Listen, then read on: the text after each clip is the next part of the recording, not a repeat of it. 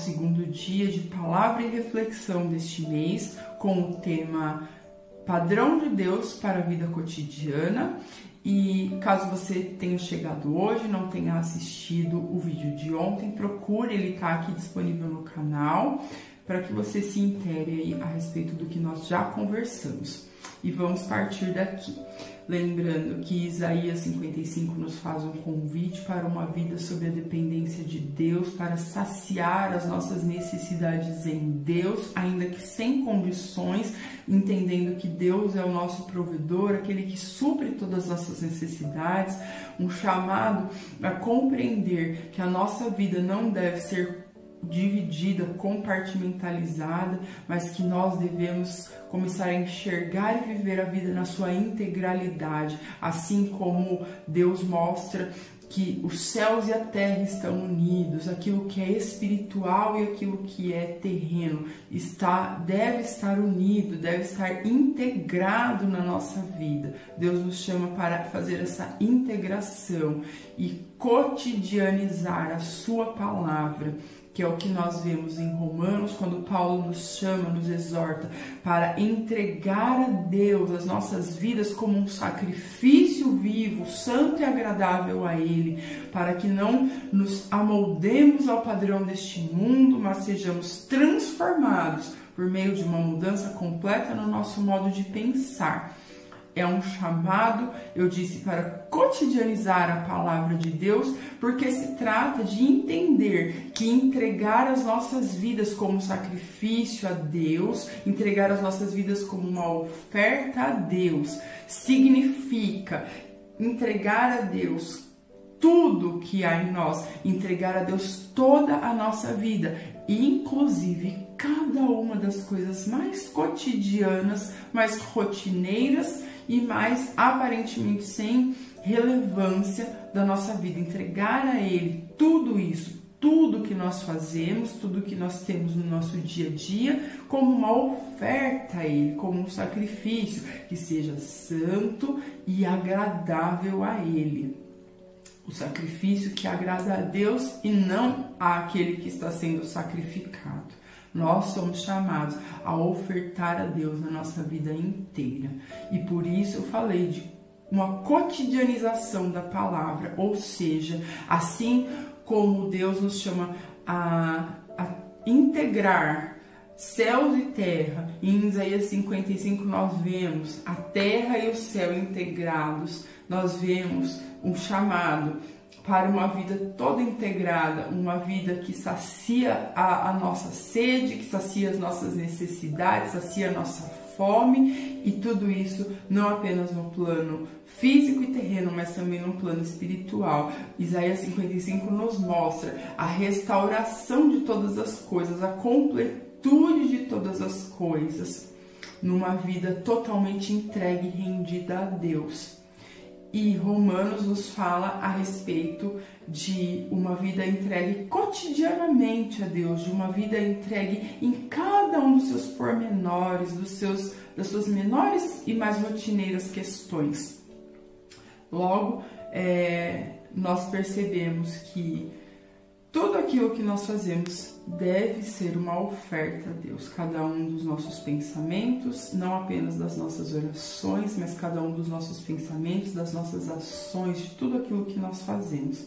E uma coisa que eu acho super importante ressaltar aqui é que existe um padrão em Deus e existe um padrão fora de Deus. E Deus é muito, o tempo todo, incisivo. Nós vemos lá no Antigo Testamento o quanto Deus diz e reforça essa ideia de não se contaminar, como diz em Jeremias, não aprender as práticas das nações. E aí Paulo vem de novo reforçando isso, não se amoldem ao padrão deste mundo. Ou seja, são vontades, são caminhos, são padrões totalmente divergentes um do outro, totalmente distantes um do outro e totalmente contrários um ao outro. Ou seja, existe uma guerra. Esses padrões, eles não coexistem em harmonia. Existe uma guerra entre o padrão que é de Deus e o padrão do mundo, o padrão das nações, como Jeremias fala. Nós estamos em guerra. E nós precisamos compreender que tudo que nós fazemos no nosso dia a dia está de alguma forma contribuindo para um lado ou para o outro. Nós precisamos entender que se nós estamos em aliança com Deus, não há escolha para nós. A nossa escolha é o padrão de Deus. Eu li recentemente uma frase, não me lembro exatamente, mas ela fala uma coisa que me chama muita atenção, que nós estamos em guerra. Estamos em guerra, nós não podemos usar o uniforme do inimigo.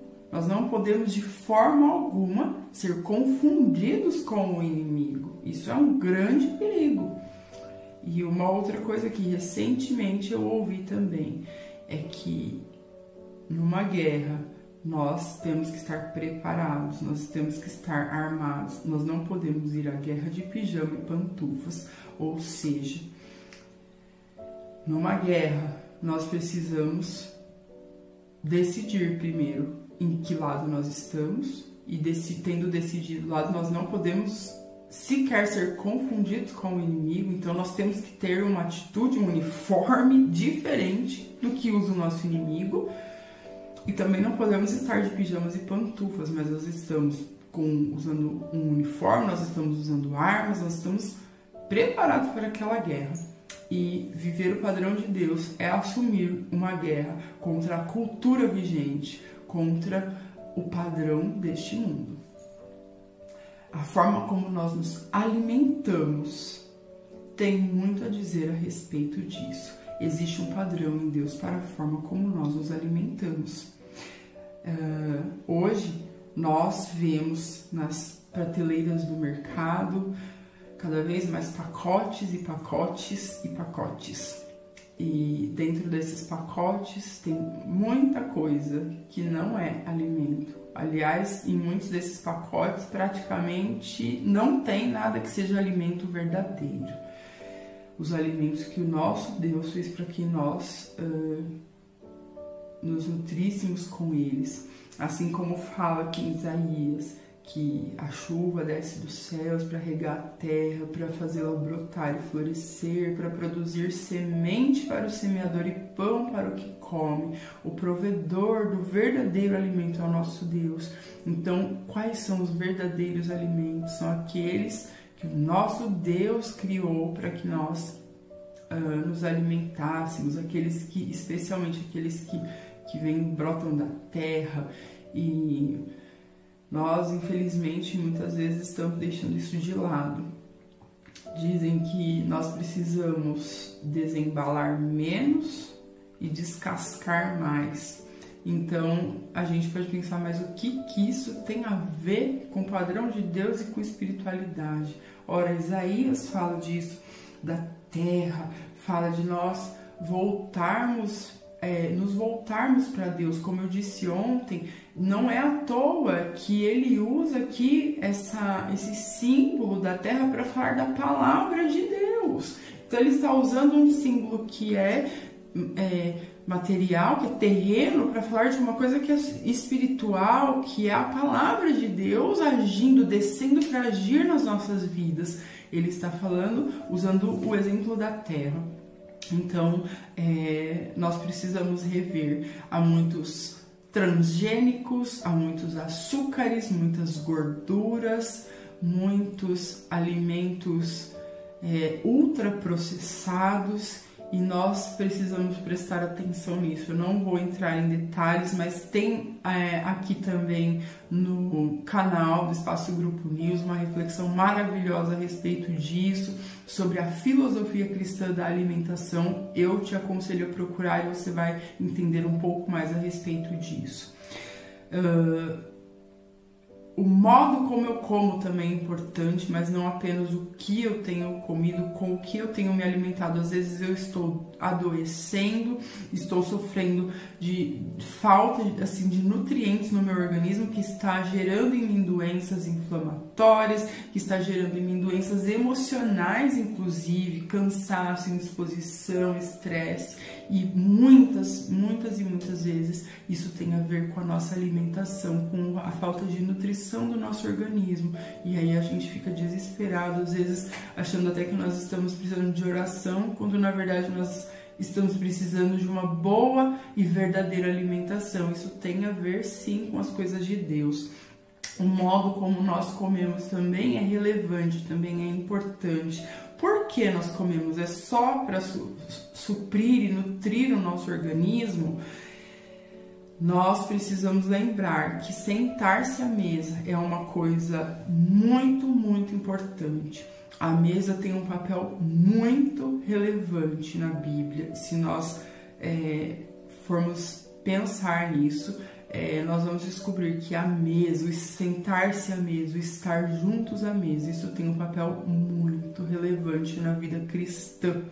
Veja os discípulos, os apóstolos em Atos, eles estavam sempre juntos, eles faziam as refeições juntos, e então a comida não tem só um papel nutricional, a gente precisa prestar atenção nisso, mas prestar atenção em como nós estamos comendo. Eu estou comendo só para matar a minha fome, mas eu estou diante de uma tela enquanto eu como distraído, eu estou comendo enquanto eu estou trabalhando, eu estou totalmente distraído, eu me alimento sozinho, eu nunca tenho tempo de sentar à mesa com outras pessoas.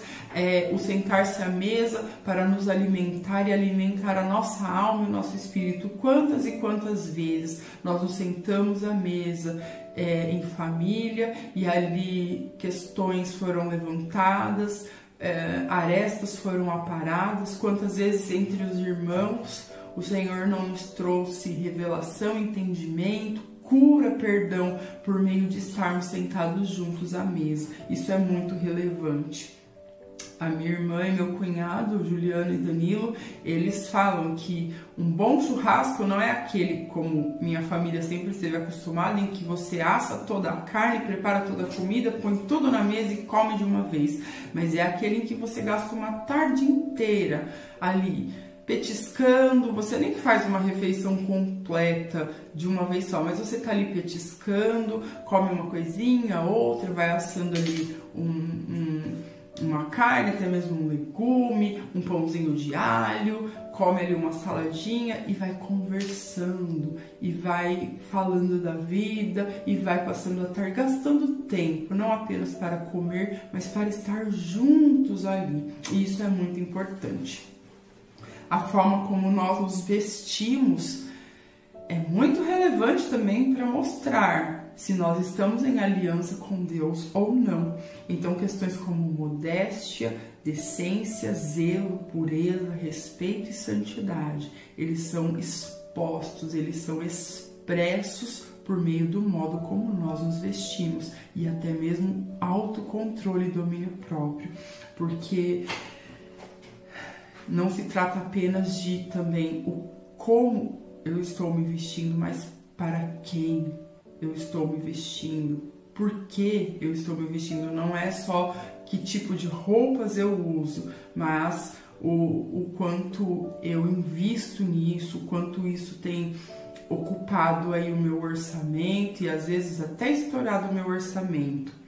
Nós precisamos entender que os nossos olhos foram se acostumando à nudez, à indecência, à vulgaridade. Nós fomos nesta guerra sendo cada dia um pouco mais minados. Os nossos olhos foram contaminados e os nossos olhos, aquilo que entra pelo nosso olhar, fica aqui no nosso pensamento, e o nosso pensamento precisa ser renovado. Lembra? Nós precisamos passar por uma renovação da nossa mente. Nós precisamos clamar a Deus que traga pureza ao nosso olhar, que transforme a nossa vida por meio de uma renovação da nossa mente, para que nós possamos restaurar o padrão de Deus, daquilo que é puro, daquilo que é justo, daquilo que é modesto, daquilo que é decente, tanto na forma como nós nos vestimos, quanto no quanto nós investimos nisso, porque às vezes eu posso ter roupas muito decentes, muito modestas, nada vulgares,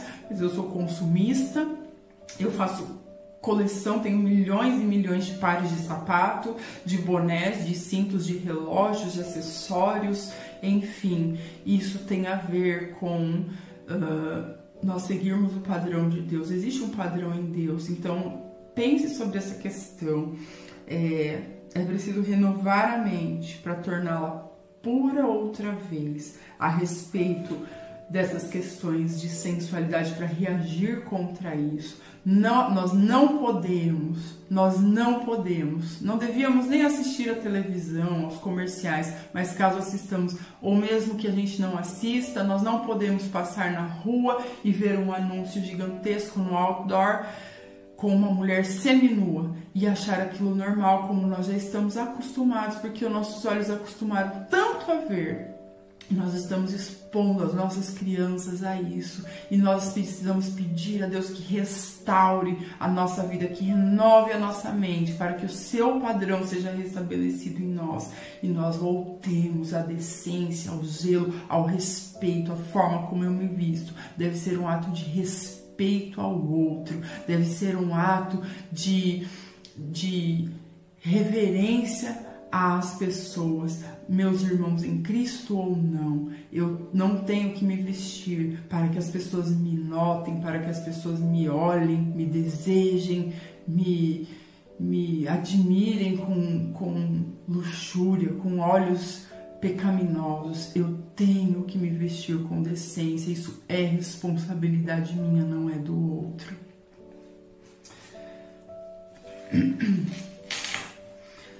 A forma como nós trabalhamos deve ser também uma oferta a Deus. Existe um padrão em Deus para a forma como nós trabalhamos, e nós precisamos orar para que Deus nos traga entendimento sobre isso. O trabalho é um meio de sustento, mas talvez seja preciso rever os nossos padrões de consumo, como eu acabei de falar, por exemplo, em relação à roupa, mas em relação a tantas outras coisas. Rever o nosso padrão de consumo, os nossos padrões de vida, de modo que nós não nos tornemos escravos do trabalho para suprir um padrão mais alto do que nós precisávamos, para suprir um padrão de consumo que talvez nós não precisássemos ter. Ou ainda nós termos que trabalhar, o que é mais duro ainda, para pagar dívidas que nós fomos acumulando por não termos sabedoria, por termos seguido o padrão do mundo, que é, vamos fazer e depois a gente vê como é que resolve. E não seguimos o padrão de Deus, o conselho de Deus a respeito de como gastar o nosso dinheiro. Então, o nosso trabalho que nos traz o sustento precisa ser uma oferta a Deus, e nós precisamos entender urgentemente que como nós trabalhamos, isso deve ser uma oferta a Deus, ainda que o seu trabalho não seja assim muito espiritual, ainda que o seu trabalho não assim, eu não sou, por exemplo, uma enfermeira que cuida de pessoas, eu não sou uma professora que pode cuidar de vidas e ali pregar o evangelho. Às vezes você tem um trabalho super burocrático, um trabalho que não, você fala, não tem como eu glorificar a Deus aqui, mas o zelo com que você faz o seu trabalho, a responsabilidade, a honestidade com que você faz o seu trabalho é uma oferta a Deus, é um sacrifício agradável a Deus. Porém, se você está trabalhando tanto que não te sobra tempo para mais nada, que você tem que sacrificar a sua vida devocional, que você está sempre tão cansado que não dá tempo de orar, de ler a Bíblia diariamente. Porque veja bem, eu não vou falar dessas questões, porque quem entrou em aliança com Deus, não há nem o que se questionar a respeito de ter uma vida devocional, de ter uma vida cotidiana, diária, de devoção a Deus, de oração, de meditação na sua palavra, pelo menos. Isso é o mínimo para quem entra em aliança com Deus. Então nós não vamos aqui tratar disso, mas entender que pode haver coisas na nossa vida, e o trabalho é uma delas, que estejam sugando tanto as nossas energias, que estejam nos afastando da nossa aliança com Deus. O dinheiro que eu ganho por meio do meu trabalho precisa ser entregue a Deus como uma oferta. E não se trata aqui apenas de dar o dízimo ou de dar uma contribuição mensalmente e pronto, eu estou agora com a consciência tranquila porque eu estou contribuindo, tenho minha contribuição familiar, tenho meu dízimo, minha oferta e está tudo certo. A festa das primícias, que é estabelecida para o povo de Deus lá no Antigo Testamento, o molho das primícias. A festa das primícias era assim, quando chegava a época da colheita, antes de fazer a colheita, então o povo tinha que pegar ali as primícias, né, os primeiros frutos da colheita, para serem levados e movidos diante de Deus ritualmente.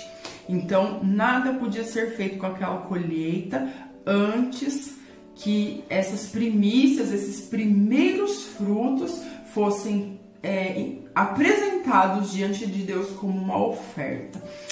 E muitas pessoas têm essa visão assim de que eu recebi, então eu peguei, já separei uma parte aqui para minha contribuição mensal, para o meu dízimo, e agora tá tudo certo. Já dei a parte de Deus, agora eu faço o que bem entender com a minha parte. Existe um padrão em Deus para como nós usamos e gastamos o nosso dinheiro. E a festa das primícias nos fala um pouco a respeito disso. A apresentação das primícias da colheita, era um feixe ali da colheita do trigo, por exemplo, que era movido diante de Deus, apresentado diante de Deus, e só depois disso é que a colheita podia ser feita e podia ser utilizada para os seus devidos fins.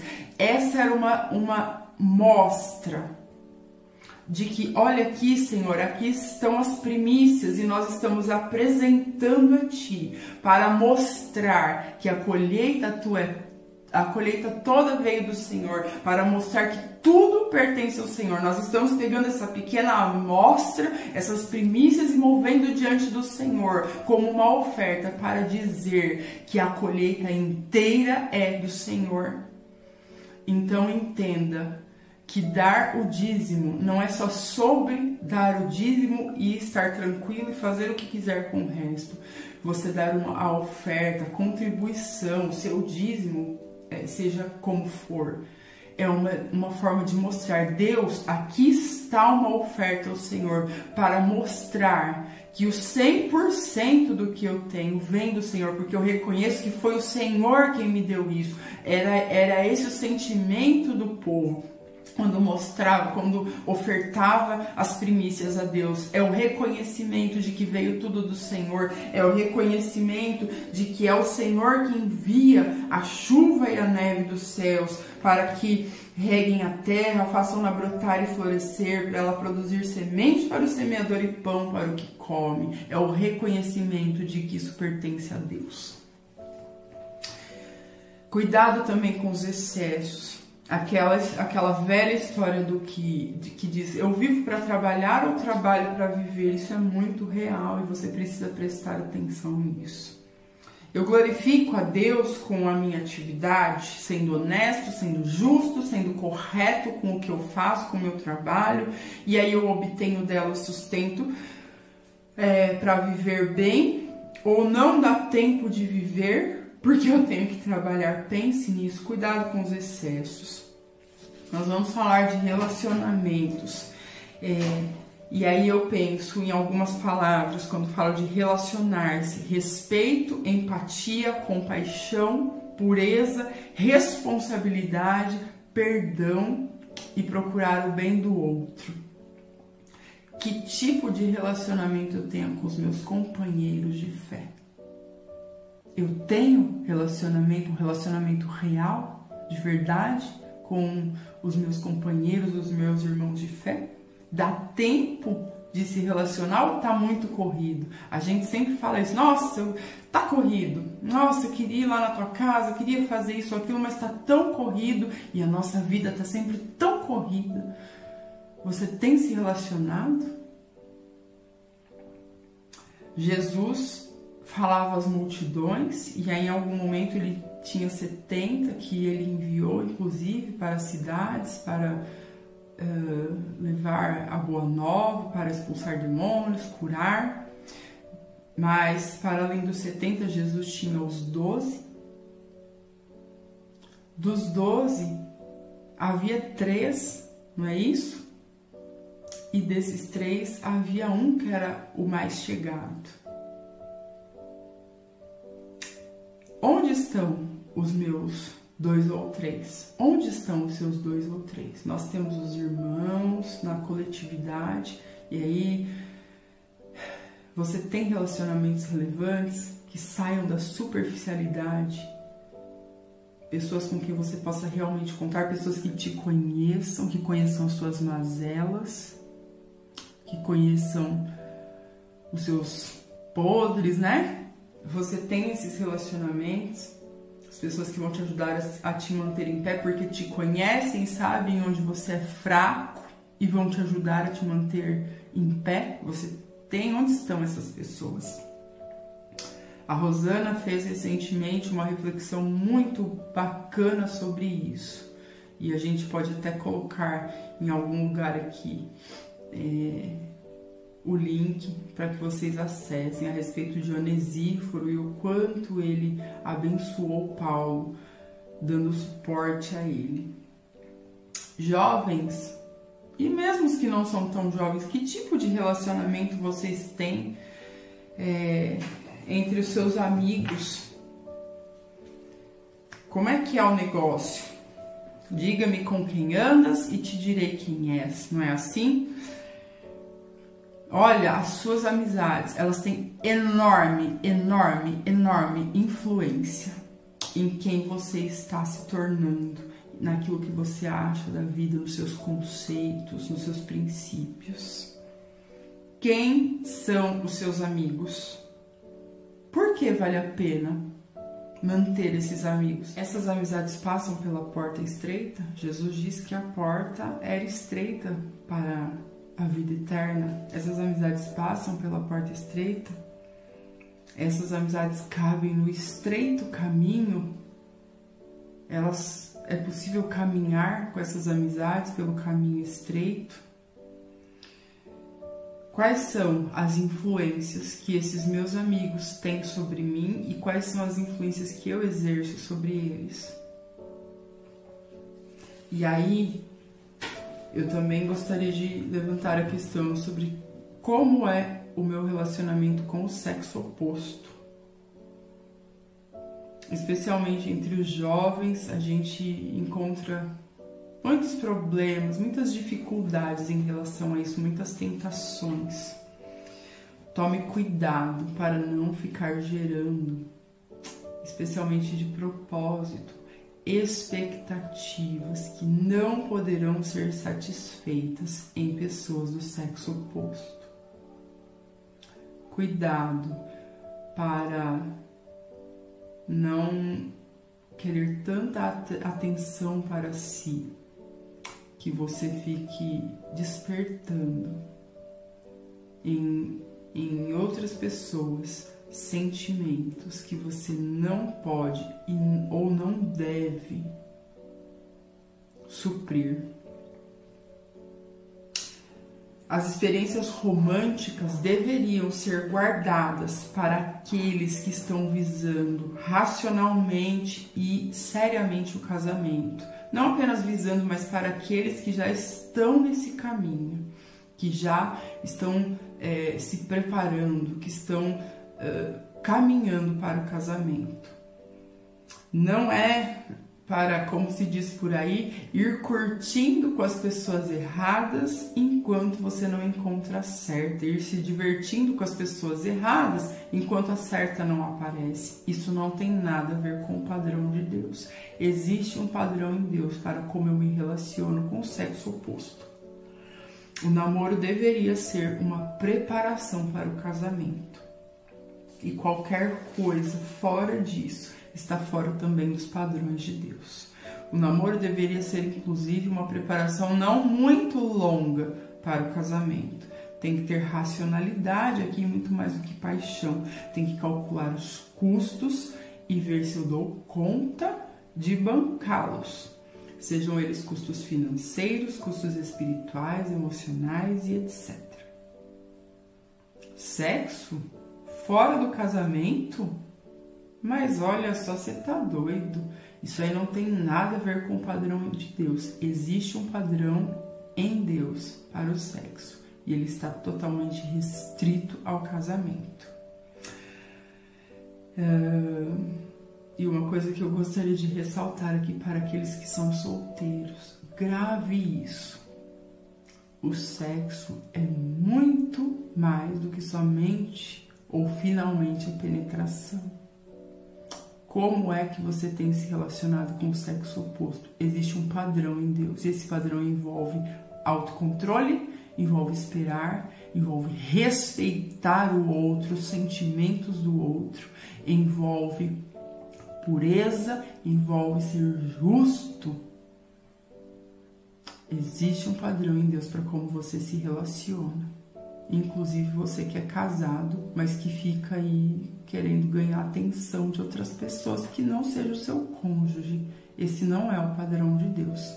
E nós vamos continuar a nossa reflexão amanhã. Eu espero todos vocês e que o Senhor continue nos guiando nisso, nos abençoando e nos orientando a caminhar no seu padrão.